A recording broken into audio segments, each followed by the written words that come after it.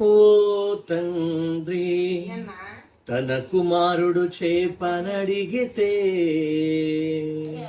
చేపనుగాక పామునిచ్చునా? ఓ తండ్రి తన కుమారుడు చేపనడిగితే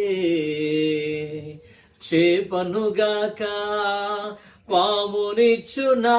మన పరలోకపు తండ్రి నాన్న కన్న శ్రేష్ఠుడుగా, మన పరలోకపు తండ్రి నాన్న కన్న శ్రేష్ఠుడుగా.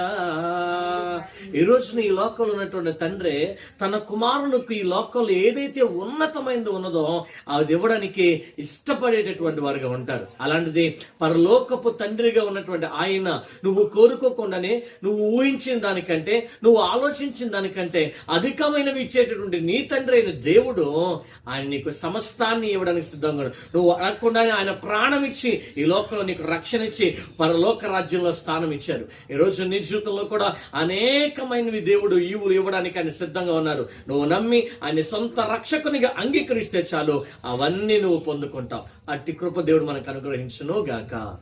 ఆమేన్.